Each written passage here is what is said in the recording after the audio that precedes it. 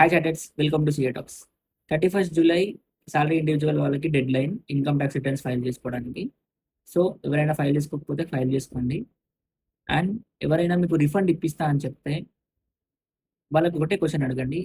ఏ లా ప్రకారం ఇప్పిస్తారు, ఏ సెక్షన్ ప్రకారం ఇప్పిస్తారు, ఏ సెక్షన్లో ఎంత అమౌంట్ వేస్తారు, అసలు ఆ సెక్షన్కి ఎలిజిబిలిటీ అమౌంట్ ఎంత, వాళ్ళని అడగండి. వాళ్ళని అడిగి వాళ్ళు చెప్పిన ఆన్సర్ని చాట్ జీపీటీలో కొట్టండి. అది ఓకేనా కాదా అదే చెప్తుంది.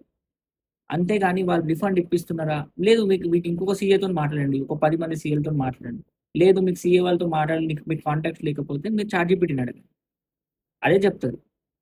అంతేగాని వాళ్ళు రిఫండ్ ఇప్పిస్తున్నారు కదా, మాకు వచ్చేస్తుంది రిఫండ్ అని చెప్పి మీరు ఇష్టం ఉన్నంత డిడక్షన్స్ వాళ్ళు ఫైల్ చేస్తే మాకు మొత్తం వచ్చేస్తుంది రిఫండ్, మాకు మొత్తం వచ్చేస్తుంది, వాళ్ళకు వచ్చింది మాకు కూడా వస్తుంది, వీళ్ళకి వచ్చింది మాకు, ఇదంతా ఫేక్. మీకు ఇప్పుడు ఇప్పుడు బాగానే ఉంటుంది. మీకు ఒక 1 year తర్వాత 6 months తర్వాత నోటీస్ వస్తుంది. అప్పుడు దాన్ని కట్టలేక పిచ్చి లేకుంటారు మీరే. సో మీరు కరెక్ట్గా అడిగి ఏ సెక్షన్ ప్రకారం వేస్తున్నారు, ఎందుకు వేస్తున్నారు, అది కరెక్టేనా. మీకు బయట సీఎల్ని అడగండి, ఇది వేస్తున్నారో ఓకేనా.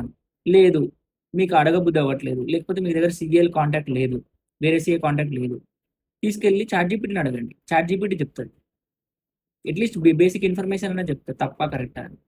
సో చూసుకొని జాగ్రత్తగా ఫైల్ చేసుకోండి. రిఫండ్ రిఫండ్ అని చెప్పి రిఫండ్ వెనకాల వెళ్ళి మీ ఫైనాన్షియల్ స్ట్రక్చర్ని మొత్తం బ్రేక్ చేసుకుంటాను. Thank you.